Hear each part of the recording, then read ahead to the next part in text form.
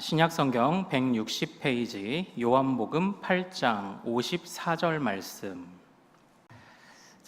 우리 짧은 말씀인데요. 우리 한 목소리로 같이 한번 읽어보도록 하겠습니다. 시작. 예수께서 대답하시되 내가 내게 영광을 돌리면 내 영광이 아무것도 아니거니와 내게 영광을 돌리시는 이는 내 아버지이시니 곧 너희가 너희 하나님이라 칭하는 그이시라. 아멘. 우리 오늘 함께 읽은 이 말씀 통해서요, 오직 하나님의 영광만, 오직 하나님의 영광만이란 제목으로 은혜를 같이 나누도록 하겠습니다. 또 이 시간에 우리가 또 하나님께서 또 기뻐하시는 또 진리들을 또 말씀을 통해 또 잘 받고 깨닫는 그런 결단이 있기를 소망합니다. 요즘 날도 덥고 그리고 계속 또 비도 많이 오고 하는데 어떻게 지내십니까? 큰 어려움 없으셨습니까? 평안하셨습니까?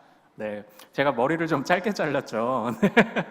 여름이라 평소 가는 이제 이발소가 있는데 제가 이제 평소처럼 머리를 전체적으로 좀 짧게 잘라주세요 하고 눈을 감았다 딱 뜨니까 이렇게 됐어요. 평소에 자르는 것보다 너무 짧게 떠나가지고 정신을 똑바로 차리고 살아야 됩니다. 그래서 좀 짧게 됐는데, 그래도 저는 어렸을 때부터 저는 짧은 머리를 많이 했어요. 고등학교 때도 거의 반삭발을 계속 하고 다녀가지고, 그래서 이 머리가 익숙합니다. 여러분만 어색하지 않으시면 괜찮습니다. 하여튼 이 무더위도 또 잘 이겨나가시기를 또 소망합니다. 제가 한 가지 좀 보여드릴 게 있어요. 제가 1층에 여러분들 들어오시면 우리 교회 화분들이 있잖아요. 그 화분에서 요 고무나무 요 잎사귀 하나를 좀 따왔어요. 이걸 제가 왜 따왔을까요? 다 써먹을 때가 있어서 그렇습니다. 제 방에 고무나무하고 벤자민 화분이 하나씩 있거든요. 그래도 방에 들어와서 이게 좀 녹색 색깔도 좀 보면은 기분도 좋고 그러잖아요. 그런데 제 방에 이제 고무나무가 언젠가부터 좀 시들시들해요. 그래서 제가 요 건강한 잎사귀를 갖다가 제 방 나무에다가 이렇게 잘 붙여 놓으려고 제가 이제 이 잎사귀를 뜯었습니다. 그러면 이제 제가 이제 볼 때마다 내 나무가 건강한 잎사귀를 맺혔구나 이렇게 생각을 할 수 있을 것 아닙니까? 이게 웬 뚱딴지 같은 소리인가 이제 이러시죠. 이런 사람은 없죠. 한번 생각을 해보십시오. 그러니까 농사를 지으시는 분들이 왜 사과나 아니면은 깻잎 같은 것도 그렇고 갑자기 거무튀튀하고 탄저병이라고 하나요? 그러니까 이런 잎사귀가 병들고 아니면 열매가 시들시들하고 그러면 어떻게 해야 되나요? 좋은 열매를, 아이고 우리 사과나무가 병들었네? 그러면 어떻게 하나요? 시장에서 국광 좋은 거 빨간 요즘 국광이란 말 쓰나요? 안 쓰죠. 요즘은 부사 그런 거 좋은 거 사다가 나무에다가 이렇게 호치케스로 박아 놓는다고 한번 생각을 해보십시오. 그러면 그게 그 나무가 건강해지는 걸까요? 아니요, 절대 그렇지 않아요. 잎사귀하고 무언가 열매에 문제가 생기면 어디를 점검해야 됩니까? 이제 나무를 봐야 되는 겁니다. 나무. 그래서 왜 나무 의사라는 직업이 있더라고요. 그래서 나무에도 수액 맞추죠. 그리고 각 가정에서는 어떻게 합니까? 나무 영양제 사다가 뿌리 쪽에 이렇게 뒤집어서 꽂아 놓으시잖아요. 그렇게 해야 이 뿌리가 튼튼해야 진짜 제대로 된 열매가 맺히는 거죠. 그러니까 사실은 제 방에 있는 시들시들한 고무나무는 좋은 잎사귀를 갖다가 테이프로 감는다고 해결될 게 아니에요. 제 방에 무언가 영양이 부족한가? 아니면 뿌리가 상했나? 이걸 점검해야 하는 거죠. 참으로 좋은 뿌리에서 좋은 열매가 나온다는 이 단순한 진리는 우리 믿음에 있어서 굉장히 중요한 가르침을 줍니다. 오늘 우리가 읽은 이 말씀에서는요, 참으로 우리가 주님을 향한 신실한 믿음과 참으로 주님을 향한 온전한 마음들을 가지고 있느냐를 어떻게 판단하느냐? 우리에게 나타나는 열매로 판단한다고 말을 하고 있는 것 같아요. 우리의 행실, 우리의 생각, 우리의 삶 속에서 맺히는 열매들을 보면 우리가 지금 어떤 뿌리를 가지고 있는지가 드러난다고 성경은 곳곳에서 이야기하고 있습니다. 그러므로 만약 우리 가운데 좋은 열매가 나지 않는다면 어떻게 해야 됩니까? 그럴싸하게 좋은 열매가 있는 것처럼 갖다가 포장합니까? 우리를? 아니요, 포장해서는 안 돼요. 우리의 뿌리를 점검해야죠. 그래서 항상 주님은 우리 마음 중심에 깊은 뿌리를, 믿음의 뿌리를 항상 점검하기를 원하시는 거예요. 그 믿음 뿌리가 제대로 돼야 좋은 열매가 맺히니까요. 겉으로 좋은 모습이 보인다고 한다, 그것만으로 부족합니다. 우리가 하나님 앞에서 우리 마음 중심을 항상 점검해야 할 줄로 믿습니다. 그런 차원에서 오늘 우리 예수님이 하신 이 말씀에서는요, 너희 가운데 이런 열매가 맺혀야 정말 하나님을 신실하게 따르는 것이다 라고 말씀하고 있는 그런 본문이기도 합니다. 우리 한번 오늘 본문 말씀을 좀 가보도록 하죠. 오늘 본문의 배경은요, 지난 7장부터 이어지는 바로 그 초막절에 관한 말씀입니다. 초막절에 예수님이 예루살렘 성전으로 가셨어요. 그리고 성전에서 초막절은 아주 굉장히 좀 사람들이 흥분하고 그리고 성대하게 지내는 그런 절기라고 말씀을 드렸죠. 실로암 연못에서 물을 떠다가 제단에다가 붓는 전제라고 해요. 전제로 붓는 이런 의식. 그래서 참고로 그 사도 바울이 그 디모데서에서 내가 전제와 같이 부어지고 떠날 시각이 가까웠으니 이런 표현을 할 때 전제라는 건 부어드리는 제사인 거예요. 그러니까 자신의 인생이 하나님 앞에 다 부어지고 이제 죽을 날이 얼마 남지 않았다라는 것을 표현할 때 전제라는 표현을 썼는데, 이 전제는 포도주나 아니면 이런 물 같은 것을 제단에 부어드리는 제사입니다. 쏟아놓는 제사예요. 참고로 알아두시면 좋을 것 같아요. 그런 제사를 지내고 또 이 제단 옆에 한 나뭇가지를 꼽죠. 나뭇가지를 꼽는데 그 나뭇가지가 시들어가는 모습을 보면서 광야에서 주님이 우리를 돌보지 않으셨다면 우리는 시들어 죽어버렸을 것입니다를 상징하는 나뭇가지를 꼽는다고 말씀을 드렸어요. 그리고 또 어떡합니까? 마지막 날에는 밤새도록 불을 밝히며 바로 죄를 사하시는 여호와를 소리 높여 외쳤던 것이 바로 그 초막절이에요. 그런데 예수님은 사람들의 그러한 함성과 요란한 모습을 뒤로하고 주님은 어디로 가셨죠? 그냥 묵묵히 감람산으로 가셨어요. 그러니까 이 요란한 모습 뒤에 정말 하나님 앞에 진실된 모습들이 없는, 그냥 행사치레하는 모습을 보고, 행사는 아니고 요란하진 않지만 하나님을 진심으로, 성부를 진심으로 만나시는 감람산으로 나아신 게 우리 주님의 모습이었다라는 거예요. 이제 그 이후에 이 성전에서 바로 논쟁이 계속됩니다. 그 논쟁 중에 그 논쟁의 시발점이 되었던 것이 무엇입니까? 우리가 지난주에 살펴본 말씀, 진리가 너희를 자유롭게 하리라. 그 말씀이에요. 그랬더니 사람들이 항의하죠. 아니, 내가 아브라함의 자손인데, 내가 자유인인데 언제 내가 억압돼 있느냐? 내가 혈통으로 내가 하나님의 백성인데, 이런 말을 했던 거죠. 그때 우리 주님이 혈통이 다가 아니야. 혈통이 다가 아니야. 너희가 아브라함의 자손이면 아브라함 닮은 데가 있을 거야. 그런데 아브라함은 주님을 위해 전적인 믿음을 드렸어. 그래서 친척 본토 아비집 하란 땅을 떠났어. 그런데 너희를 보니까 하나님을 향한 전적인 믿음이 없구나. 너희 그러면서도 얼굴 피부색 닮았다고, 너희 혈통 닮았다고, 너희 정말 아브라함의 자손이라고 할 수 있어? 지금 이 말씀을 우리가 주시는 예수님이 그 말씀으로 그 사람들에게 책망하시는 이제 그 장면이에요. 이제 그 뒤의 장면이 이제 오늘 우리가 읽은 말씀인데, 사람들이 예수님의 이런 말씀을 듣고 나서 어떻게 반응하는지 아십니까? 이렇게 반응합니다. 바로 우리 48절 말씀 같이 한번 읽어보도록 하겠습니다. 자, 읽겠습니다. 시작. 유대인들이 대답하여 이르되 우리가 너를 사마리아 사람이라 또는 귀신이 들렸다 하는 말이 옳지 아니하냐, 이렇게 얘기하는 거예요. 그러니까 사람들의 반응이 뭡니까? 그런 책망하시는 예수님의 말씀을 듣고 너희가 요란하긴 한데 너희 뿌리를 보니까 너희 뿌리는 다 썩었구나, 진짜 열매가 없구나, 이 말씀을 하시니까 사람들이 예수님한테 너 사마리아 출신이지? 그러니까 그 북쪽 갈릴리 변방이잖아요, 예수님이. 너 사마리아 사람이지? 우리가 요한복음 4장에서 수가성의 여인이 예수님을 보았을 때 뭐라고 했는지 기억나시죠? 어찌 유다 사람인 당신이 나에게 말을 거십니까? 그러니까 이처럼 유다 사람들은 유다가 있고 사마리아가 있고 갈릴리를 갈 때 직선거리로 가면은 아주 편안한데, 그런데 이 사마리아 땅을 지나가지 않기 위해 멀리 이렇게 돌아가는 길을 택했을 정도로 사마리아 혼혈인들을 무시했어요. 나는 순수 혈통인데 사마리아는 혼혈이지 이러면서 무시했던 거예요. 그런데 바로 그 사마리아 여인, 사마리아 사람들을 무시하는 태도로 이 유대인들이 예수님 보고 말합니다. 너 사마리아, 너 북쪽 출신이지? 이렇게 얘기를 하는 거예요. 그러니까 사람들은 자신의 지금 믿음 뿌리를 점검하는 게 아니라 예수님의 출신 성분을 가지고 지금 걸고 넘어집니다. 그런데 그것만이 아닙니다. 뭐라고 말합니까? 너 귀신 들렸지? 이렇게 얘기를 하고 있는 거예요. 그러니까 지금 이 사람들의 모습을 한번 보십시오. 그러니까 이 사람들은 그들이 말을 하면 할수록 그들 안에 참된 믿음의 뿌리가 없었다는 것, 그들이 행했던 요란한 행사들이 다 잎사귀와 열매들을 갖다 붙인 것에 지나지 않다는 것을 지금 그들이 보여주고 있는 장면입니다. 그런데 이런 장면 속에 우리 주님이 말씀하시는 거예요. 나보고 귀신 들렸다고?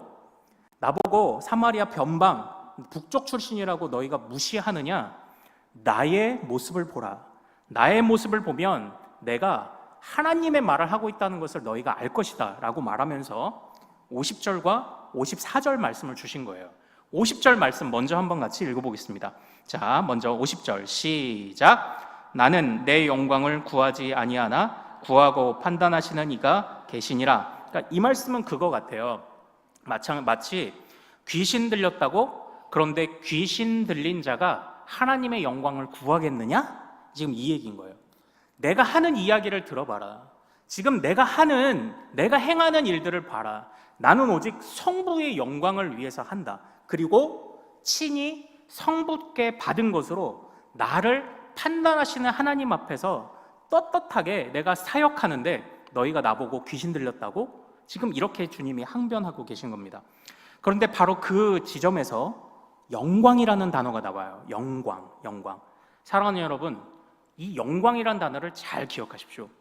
우리가 참된 믿음의 뿌리를 가졌는가라는 것을 점검하는 중요한 열매 중에 하나가 하나님께 영광을 돌리는가, 여기에 중요한 열매의 증거가 있어요. 그러니까 지금 주님은 말씀하시는 겁니다. 내가 하나님께 영광을 돌리는데 내가 귀신 들렸다고? 그러니까 곧 하나님께 영광 돌림은 온전한 믿음과 성부의 뜻을 제대로 행하고 있다는 증거가 된다는 말씀을 지금 주시고 계시는 겁니다. 그런 차원에서 우리 54절도 다시 한번 같이 읽어보죠. 자, 같이 읽습니다. 시작. 예수께서 대답하시되 내가 내게 영광을 돌리면 내 영광이 아무것도 아니거니와 내게 영광을 돌리시는 이는 내 아버지이시니 곧 너희가 너희 하나님이라 칭하는 그이시라. 여기서 보십시오. 54절 중간까지만 한번 보십시오. 내가 내게 영광을 돌리면 내가 취하는, 나 스스로 고백하는 내 영광은 아무것도 아니다라고 말하는 거예요. 그러니까 나는 나의 영광을 구하지 않아. 나는 성부의 영광만을 구하고 있어. 그런데 나보고 지금 귀신 들렸다고? 나는 하나님께 영광 돌리며 성부께 영광 돌리며 제대로 사역하고 있고 제대로 된 말씀을 전하고 있는 거야 라고 주님이 지금 이 말씀을 주시는 겁니다. 그러니까 지금 주님이 하시는 모든 사역이 성부의 것이라는 증거가 뭔가요? 주님이 성부께 영광을 돌리고 있다는 게 바로 하나님이 보내신 메시아라는 증거가 된다는 겁니다. 그러니까 이걸 오늘날 우리에게 한번 적용을 해보시죠. 우리가 정말 주님이 기뻐하시는 믿음을 가지고 있다는 것이 뭔가요? 그 증거가 뭔가요? 그 열매가 뭔가요? 우리가 튼튼한 믿음 뿌리를 가지고 있다는 하나의 열매가, 좋은 열매가 뭔가요? 우리가 하나님께 영광을 돌리는가, 거기에 있다는 걸 주님이 지금 말씀을 해주고 계시다라는 거예요. 바로 그 열매, 우리의 뿌리가 건강하다는 그 증거의 그 열매, 하나님께 영광을 돌리는가. 그래서요, 우리 주님은요 이런 말씀을 하신 적이 있습니다. 우리 화면을 보고 한번 같이 말씀 읽어보도록 하겠습니다. 마태복음 6장 2절 시작. 그러므로 구제할 때에 외식하는 자가 사람에게서 영광을 받으려고 회당과 거리에서 하는 것 같이 너희 앞에 나팔을 불지 말라. 진실로 너희에게 이르노니 그들은 자기 상을 이미 받았느니라. 아멘. 이 말씀 한번 띄워주세요. 여기서 사람에게 영광을 받으려고 하지 말라, 이렇게 말하고 있죠. 그런 것을 뭐라고 말합니까? 첫째 줄에 외식이다라고 얘기하는 겁니다. 외식이 뭔가요? 제가 주일에도 한번 말씀드렸죠. 겉과 속이 다른 거죠. 바리새인들을 향해 주님이 뭐라고 책망하셨습니까? 이 회칠한 무덤들아, 속은 부정해서 무덤이에요. 생명이 없어요. 근데 겉은 예쁘게 이렇게 칠해놓은 거예요. 예쁘게 칠해놓은 겁니다. 그러니까 우리가 그거 가끔 이렇게 지내다 보면요, 집안에 곰팡이가 쓸 때가 있어요. 저희 아버지가 예전에 사시던 집이 집안에 곰팡이가 쓴 거예요. 그런데 이제 어머니가 호흡기가 안 좋으셔가지고 제가 어느 날 잡아서 이제 아버지 집에 가가지고 세제하고 락스하고 이렇게 뿌려가면서 이걸 한번 싹 닦아내고, 그리고 이제 항상 환기를 좀, 이 방은 아무래도 습기가 많은 것 같으니 환기를 좀 잘 시키셔야 합니다, 이렇게 말씀을 드리고, 그렇게 이제 근본적으로 그 약품도 뿌리고 닦아내고 환기도 시키고 하니까 더 이상 곰팡이가 쓸지 않아요. 그런데 근본적으로 그걸 고쳐내거나 치료하지 않고 그 위에다가 그냥 벽지만 한번 발랐다고 생각해 보십시오. 어떻게 되나요? 초반에는 괜찮아요. 근데 나중에는 그 곰팡이가 새로운 벽지 위로 올라올 거예요. 이게 회칠한 무덤입니다. 그러니까 지금 주님이 말씀하시는 겁니다. 너희가 구제하느냐? 너희가 선행을 행하느냐? 그러나 외식하지 말아라. 너희가 너희 영광을 위해 하지 말아라. 지금 그 말씀을 주고 계신 것 아닙니까? 자기 영광을 구하지 말아라. 너희가 구해야 할 영광은 뭐다? 하나님의 영광이다. 지금 이 얘기를 하고 있는 거예요. 그런데 성경을 보다 보면 예수님이 자기 영광이라는 표현을 사용하신 적이 있어요. 그러나 이 오해하면 안 됩니다. 다음 화면 한번 좀 볼까요? 자, 우리 누가복음 말씀 같이 한번 읽겠습니다. 시작. 그리스도가 이런 고난을 받고 자기 영광에 들어가야 할 것이 아니냐 하시고 아멘. 여기에서 예수님이 자기의 영광이란 표현을 쓰셨는데 이걸 오해하면 안 됩니다. 자기 영광 앞에 하나 조건이 달려 있죠. 무슨 조건입니까? 고난을 받고예요. 그러니까 우리 예수님에게 있어서 예수님이 추구하는 자기 영광은요, 성부의 뜻이 다 이루어진 뒤에 받을 영광이에요. 성부의 뜻이 다 이루어지고 나서 성부가 주시는 영광, 그것만 우리 예수님이 항상 추구하셨다라는 겁니다. 그러므로 오늘날 우리가 예수 그리스도를 따른다면, 예수님이 참으로 너희가 아브라함의 자손이냐? 그럼 아브라함의 믿음을 닮아야지 말씀하신 것처럼, 오늘 우리가 하나님의 백성이냐? 오늘 우리가 예수 그리스도의 신실한 제자냐? 그럼 무엇을 닮아야 하나요? 오직 성부께 영광 돌렸던 그 주님의 모습을 닮아야 할 줄로 믿습니다. 우리가 이것을 꼭 기억하기를 소망합니다. 저와 여러분들이 하나님께 영광 돌리는 바로 그런 믿음 생활하기를 소망합니다. 자, 그런데 여기서 하나님께 영광이라는 것에 관해서 우리가 오해하지 않아야 할 게 있어요. 우리가 하나님께 영광 돌린다라고 할 때 그것을 통해 하나님의 영광이 없던 게 생기던가 하나님의 영광이 더 커진다는 것은 절대 아닙니다. 하나님은 이미 충분하신 분입니다. 그래서 우리가 영광을 돌리든 돌리지 않든 하나님이 손해보는 일은 없습니다. 하나님은 오직 충분하신 분이에요. 그렇기 때문에 우리가 하나님께 영광을 돌린다라는 것이 하나님을 더 크게 만드는 그런 것은 아닙니다. 그러나 하나님의 존재를 크게 만드는 것은 아니지만 우리가 하나님께 영광을 돌릴 때 어떤 일이 일어나는지 아십니까? 하나님께 기쁨이 되는 거예요. 하나님께 기쁨이 된다. 우리가 하나님께 영광을 돌릴 때 하나님의 존재가 커지는 것은 아닙니다. 없던 하나님의 영광이 생기는 것도 아닙니다. 그러나 그 영광스러우신 하나님이 우리가 그 하나님의 영광을 위해 살아갈 때 기뻐하시는 거예요. 그래서 우리가 찬양으로 고백하는 것처럼 나 주님의 기쁨 되기 원하네 라는 그 삶 속에 주님의 영광이 드러나는 겁니다. 그런데 사실은 이 하나님께 영광 돌린다라는 말이요, 참 어떻게 보면 좀 아리송한 말이기도 해요. 그런데 우리 믿음의 선배들이 하나님께 영광을 정확히 뭐라고 이야기를 했냐면요, 바로 이렇게 이야기했습니다. 같이 한번 따라해 볼까요?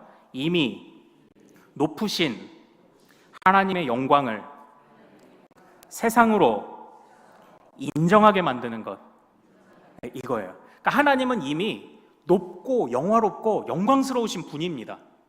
그런데 그것을 인정하지 않는 세상 가운데 그 하나님을 인정하게 만드는 것이 하나님께 영광을 돌리는 삶이라는 거예요. 이제 조금 정리가 되실까 모르겠습니다. 하나님이 뭐 커지는 게 아닙니다. 하나님은 원래 영광스러우신 분인데 우리가 우리의 삶을 통해 그 하나님을 내가 인정하고 저들이 인정하고 세상이 인정하도록 하는 우리의 모든 선한 믿음의 행위들이 다 하나님께 영광이 되는 거예요. 그래서 하나님께 기쁨이 되는 일이다라고 표현하면 이 하나님께 영광이 된다는 말의 의미가 사실 정확하고 쉽게 맞아떨어진다고 저는 그렇게 생각을 해요. 이전에 셰익스피어 아주 그 유명한 작가죠. 이 셰익스피어가 그 동네에 이렇게 지나다니다 보니까 동네 한 식당에서 열심히 일을 하는 한 소년을 보게 됩니다. 그런데 항상 이 지나다니면서 이 소년을 볼 때마다 셰익스피어가 마음이 흐뭇한 거예요. 또 위대한 작가니까 또 그런 모습을 보면서 얼마나 또 이제 감정적으로 막 이게 동요가 됐겠습니까? 그래서 이 셰익스피어가 그 소년을 불러다가 이렇게 물었습니다. 야, 너를 보니까 항상 즐겁게 일하는데, 야, 너는 어떻게 그렇게 이런 허드렛 일도 즐겁게 할 수 있냐? 그랬더니 이 소년이 이렇게 이야기를 했다고 합니다. 저는 지금 하나님이 만드신 세상의 한 구석을 깨끗하게 하고 있는 중입니다. 이렇게 이야기를 했다는 거예요. 그러니까 이런 이야기를 이제 그 셰익스피어가 기억을 하고 기록에 남긴 것이 있다고 해요. 그러니까 이 소년에게 있어서 이 소년이 갖는 것은 무엇입니까? 이 세상은 하나님의 세상이에요. 하나님의 것이에요.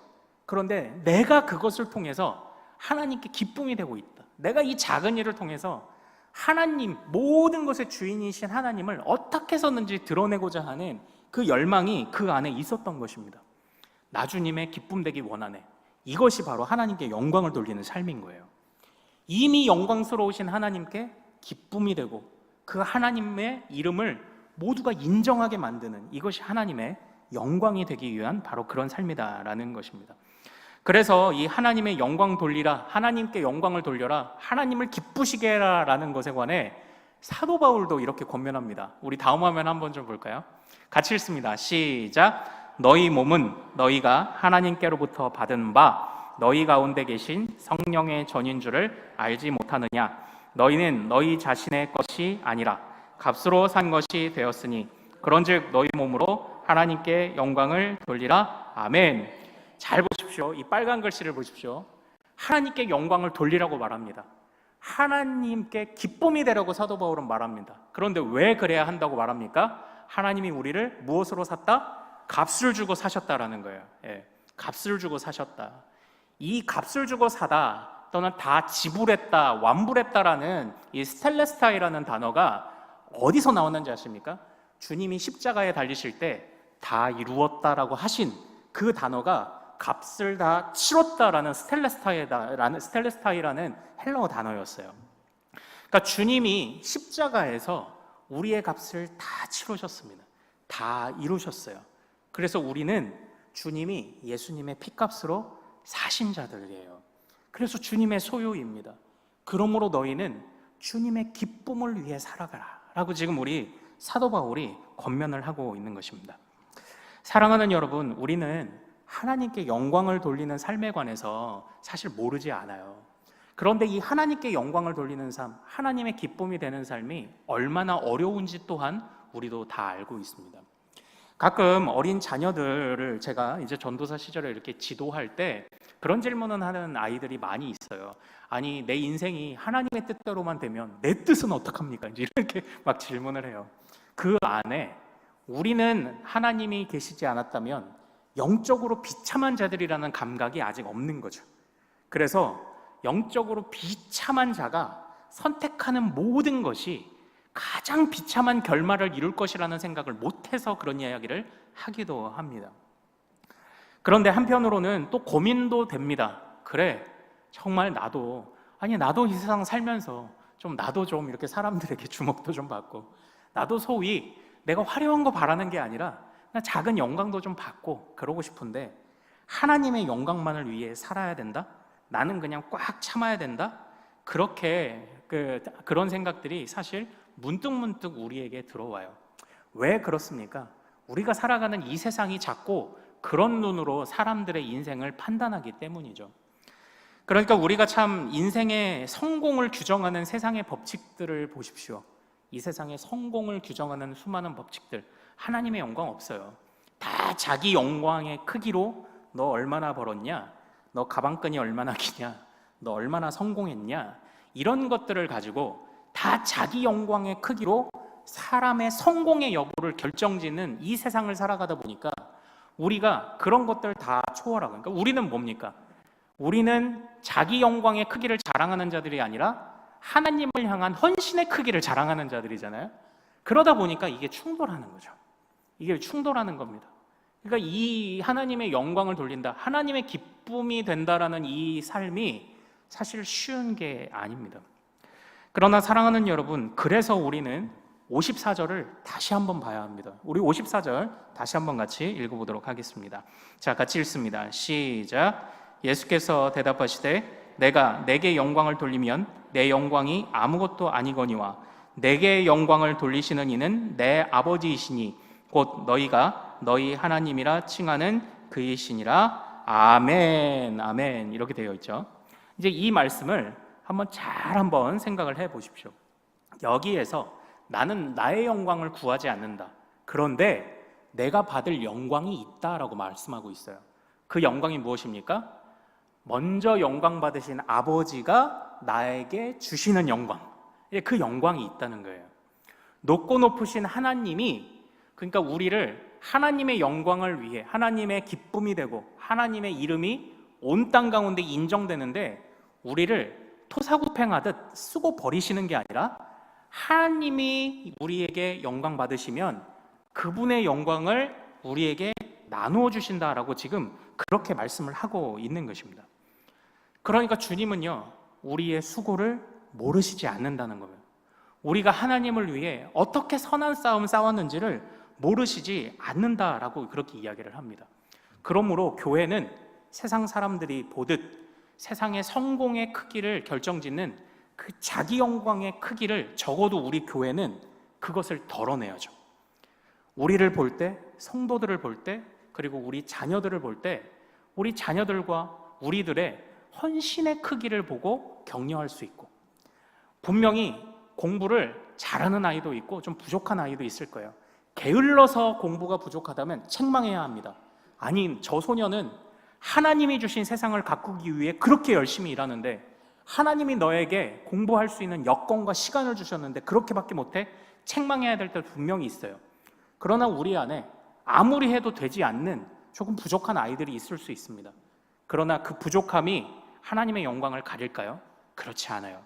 그 아이가 할 수 있는 만큼의 하나님의 영광을 높이는 일들을 우리가 잘 찾아주고 발견해주고 지도해 주어야 할 책임이 우리 먼저 믿음의 선배된 부모된 우리에게 있는 겁니다.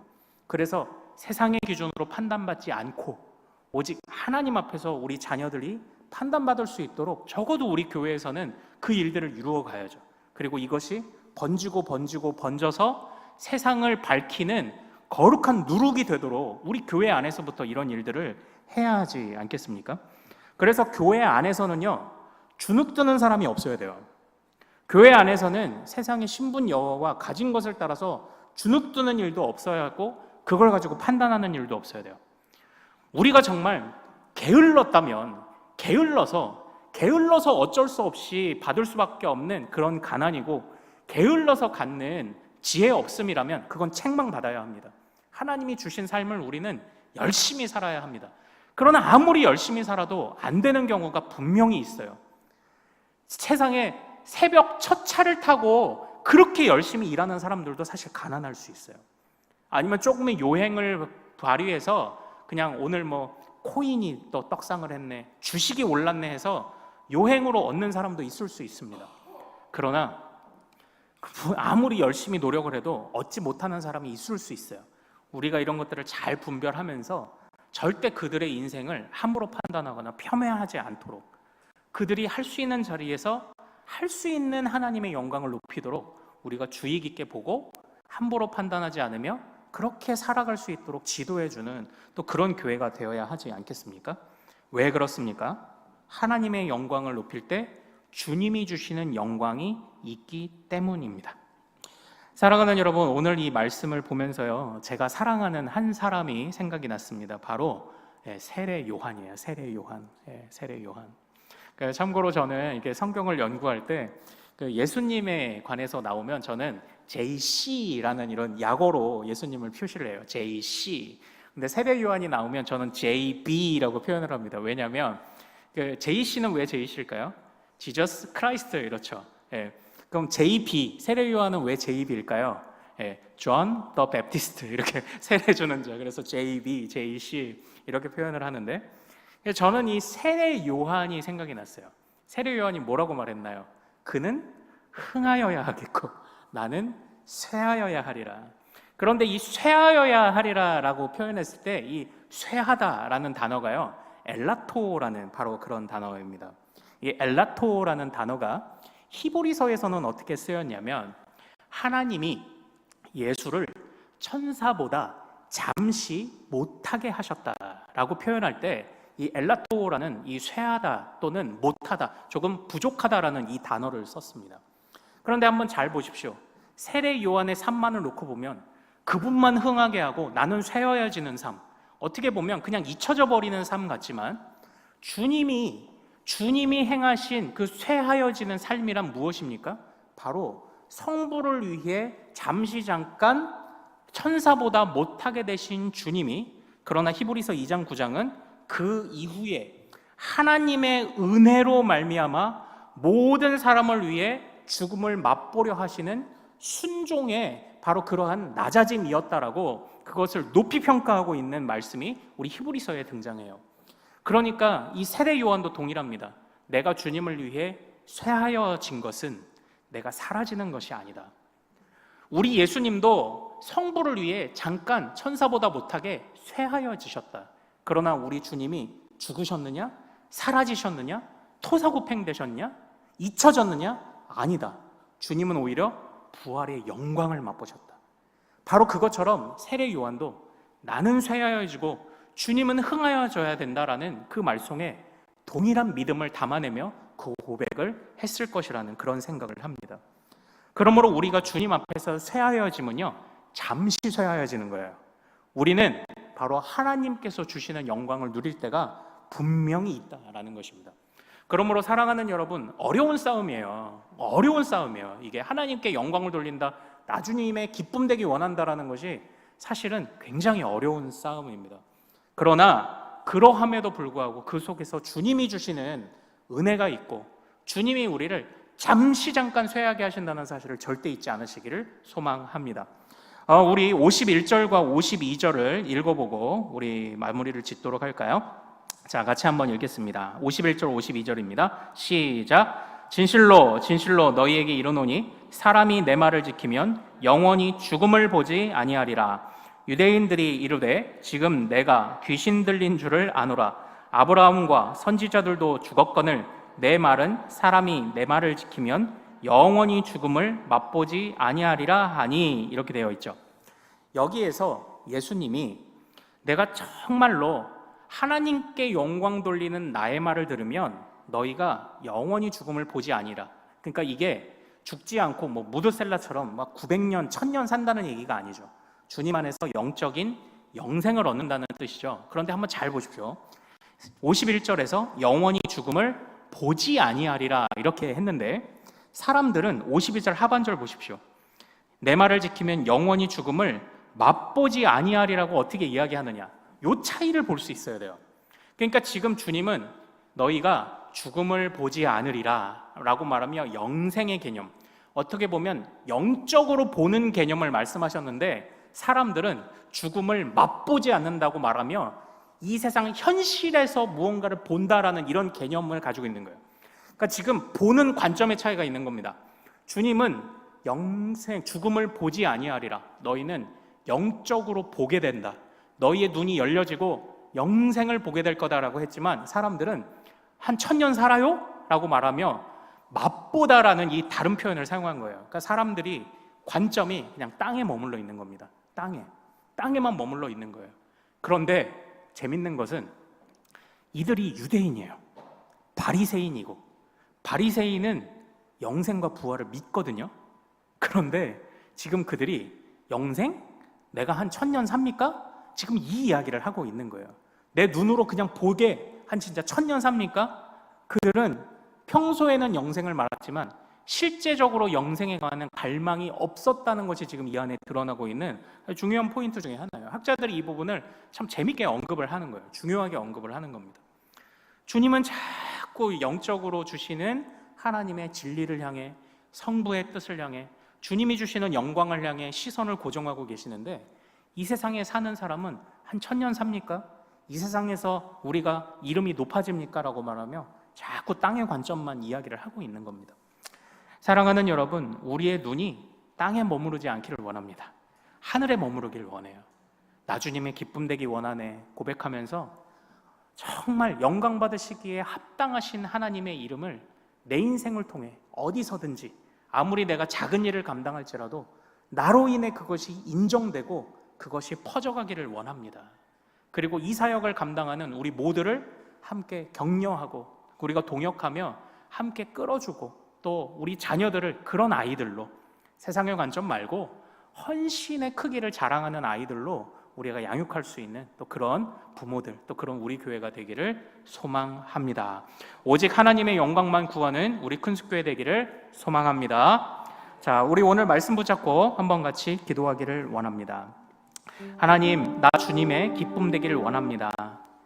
하나님이여, 내가 하나님께 영광 돌린다고 해서 주님의 영광이, 부족했던 주님의 영광이 채워지는 것이 아니라 오히려 정말 영어로우신 주님, 그러나 인정받지 못하는 주님의 이름이 나를 통해 세상 가운데 인정받을 수 있다면 하나님이여, 그것이 얼마나 귀한 일인지요, 그것이 얼마나 가치 있는 인생인지요. 하나님, 자기 영광의 크기를 자랑하는 세상 가운데 우리의 눈이 땅에 머무르지 않고 하늘에 머물게 하셔서 오히려 헌신의 크기를 오히려 자랑하는 자들이 될 수 있도록, 또 그런 자녀들을 또 양육할 수 있도록 인도하여 주시옵소서.